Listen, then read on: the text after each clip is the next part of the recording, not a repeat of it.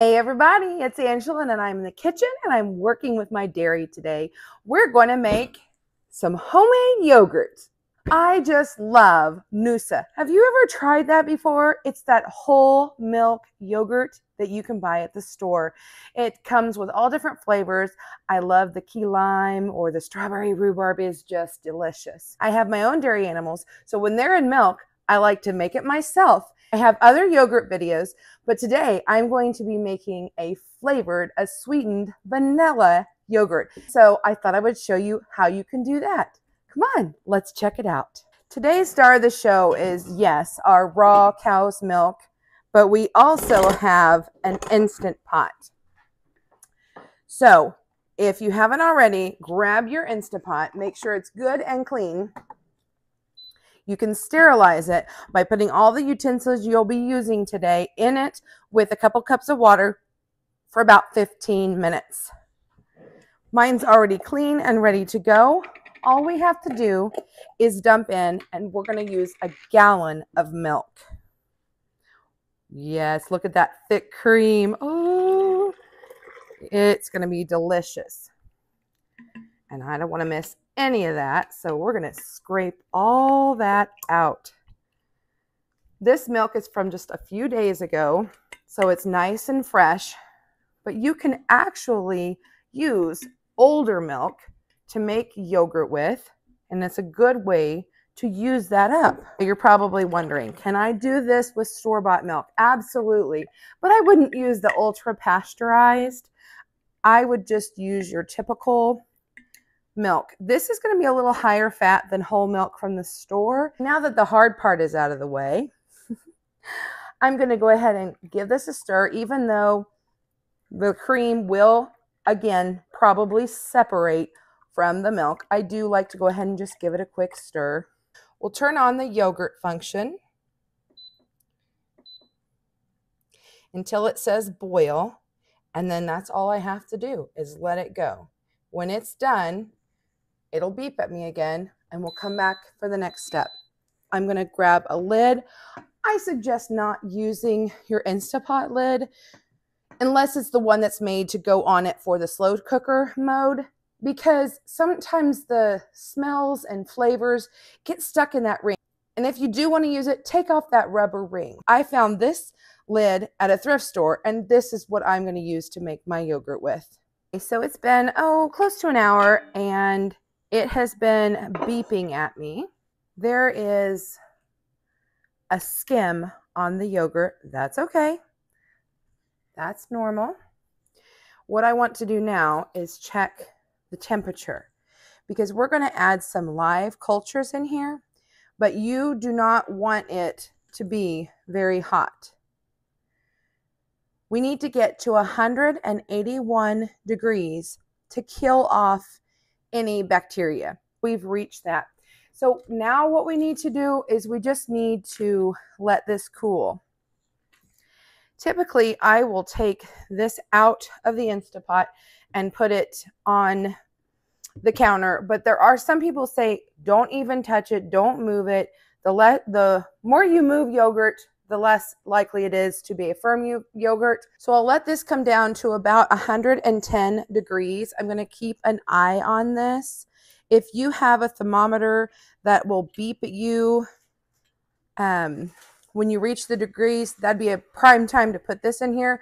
I'm just going to come by every little bit, and this could take up to a couple hours for this to naturally get down to that temperature. But when we get there, I'll bring you back and show you what we will be adding to this to make it a little more special.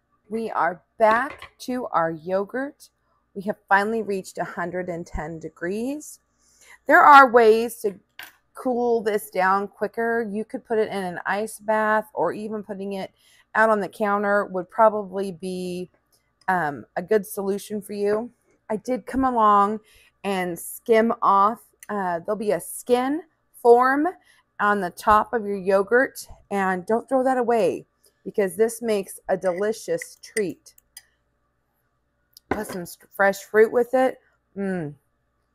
Try it. You'll like it, I'm sure.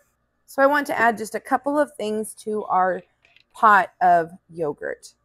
I'm going to add 2 teaspoons of a clear vanilla. You don't have to use clear. I just happen to have it. And a capful is about a teaspoon. I don't typically measure vanilla exactly. It's kind of a to-taste thing. And then I've got 3/4 of a cup of homemade sweetened condensed milk. Maybe a half of a can. You want about a teaspoon of vanilla and up to a half a cup of sweetened condensed milk per half gallon. And since we're doing a gallon, that's what I ended up using. Now that we've got that mixed in, I have one more thing, the most important ingredient of all. So what I have here is a container of plain Greek yogurt. And you're going to want a couple of tablespoons. I'm going to probably take about half of this. Put this right here in our yogurt. Save this other half for another use. I want to whisk this right in. I just want to kind of mix it up real good. You don't have to over mix it. I'm going to put this lid back on. Then we're going to grab this yogurt button again. And we're going to choose 8 hours seems to be a typical time, but I don't want it to get sour. So I'm going to do, I think we'll do 6 hours on our yogurt. You'll notice that the Instant Pot is different when we make the yogurt. It actually counts, instead of going backwards, it will say we've been doing this for 3 minutes. Good evening, folks. We're back and we're going to check on our yogurt to see if we're ready to do the next step. But first, I want to show you a new toy I got. It's a yogurt strainer. And no, I am in no way affiliated with this product, but I can leave a link for you down below where I did get it from Amazon. I got it on the big Prime Day deal. For today, we're just going to be using this to strain to make more of a Greek yogurt, but they do have this special insert that you can use that is spring-loaded that you put in the lid where you can get a really, really thick yogurt. I'm thinking more along the lines of when I make my dream cheese. If you haven't seen that video, I'll link it somewhere and you can check that out. It's one of my favorite yogurt cheeses to make. But let's go ahead and check on this yogurt. It's been just about 6 hours, and I want to see if we're ready for the next step. Okay, we are 2 minutes short of our 6 hours.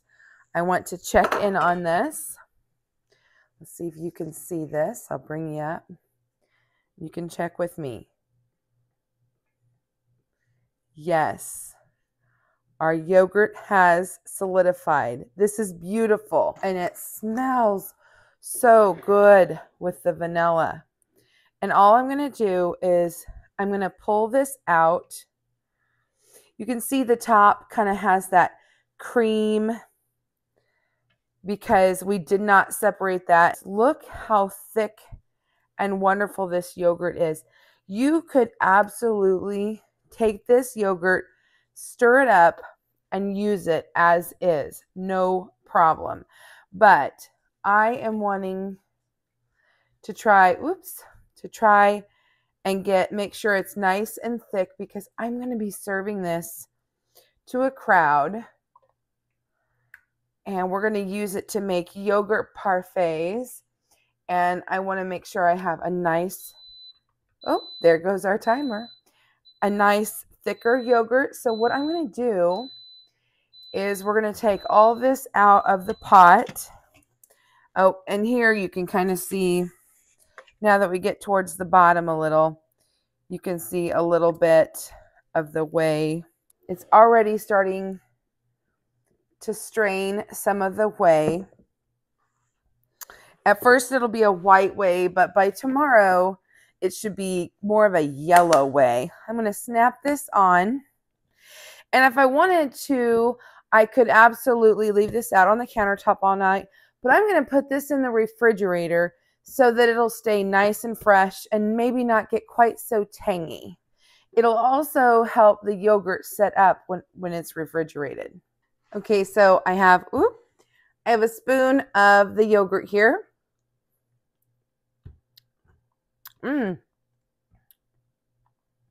Very nice. It has, at the beginning, it had a little bit of the tang that you expect from yogurt. Definitely had plenty of the vanilla, and it was just slightly sweet. It wasn't overly sweet, which is good, so people can still add honey and syrups and flavorings.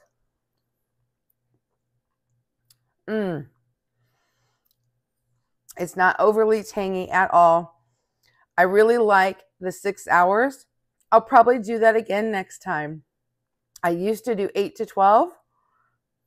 I kind of think I like the 6. Good morning. It has been, 7.5 hours.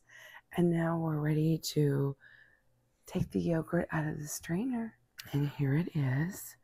You can see there's lots of whey.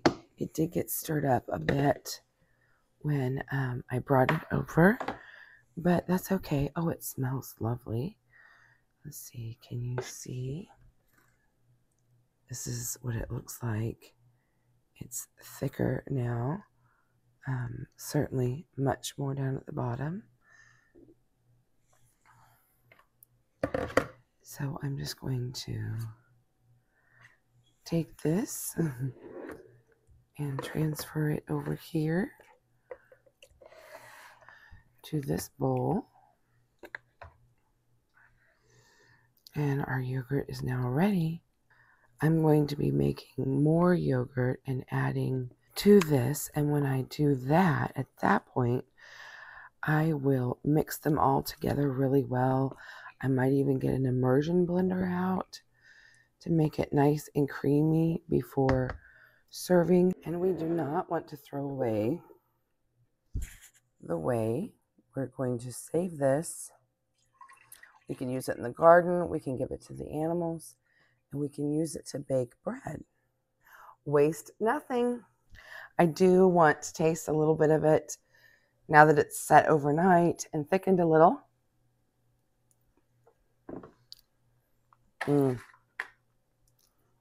Very creamy.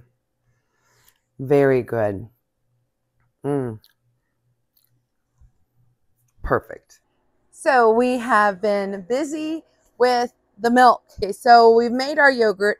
I have a little confession. Behind the scenes, I had done a lot of yogurt. So this is the whey off of 3 gallons of yogurt that I had made. And we're going to freeze dry that because nothing goes to waste. I originally thought that I would probably go ahead and do some breads with this, but 1, this is a lot of whey, and 2, I've run out of time and energy. I have some other things that have come up, and so we can freeze dry this and use this on another day. A freeze dryer is ready, so I'm going to insert my trays. But I'm going to leave this 3rd one down because if you notice on this yogurt whey, there is a little bit of yogurt here on top, which is perfectly fine and totally normal for this to happen. But this has got, so a lot more of the proteins are in it. And I kind of want to separate that when I go to freeze dry. I can get close to a ½ gallon per tray. So I need to probably pull some off anyway.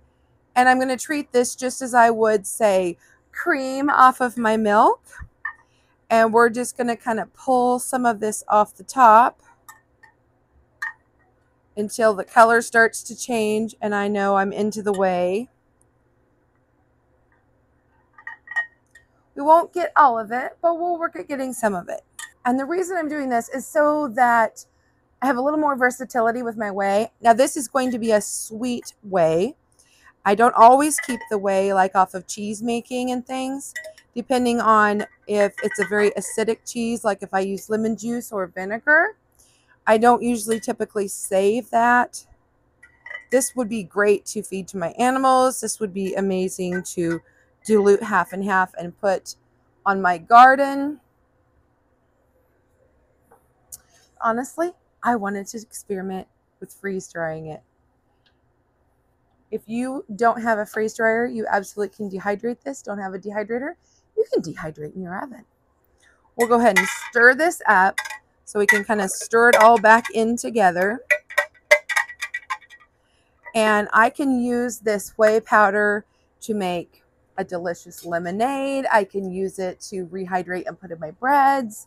It is an excellent source of protein. I've got that tray, 3/4 full, and we will see how much will fit in the top tray.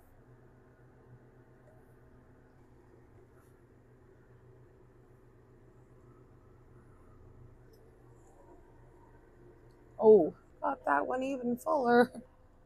I'll run a regular cycle and we will now have whey powder to use however I want in the future. Okay, there she flows. Yeah, I wasn't thinking this through at all when I put that whey in there. Sugar expands in the freeze dryer, and I had put that sweetened condensed milk in before I strained off the whey. Lesson learned. If you want to save your whey and make the yogurt that I made, maybe add the sweetened condensed milk afterwards. Now I'm just going to shut this down, open it up, and I'll meet you over in the kitchen where we package what's left in the trays. Moved my freeze-dried sweet whey over here, and I've got it set up where I'm going to just try to save what I can off of this. I've got a funnel here where I'm just, ooh, it smells lovely. And I'm going to take what I can out of these trays, and I'm going to put them in a jar. We'll seal them up, and then I can use this powder and I can reconstitute it if I wanted as an actual whey, or I'll probably just use it as an additive in different recipes, whether it be for bread baking, or maybe I want to just add it for some nutrition and flavor. I could do that maybe with some like fruit or something, in milkshakes or smoothies. You could get creative, and I think smoothies would be a really good application to use this in. And I can leave it like this. I can use like a mortar and press it down into a powder. You could put it in a blender, and that's it.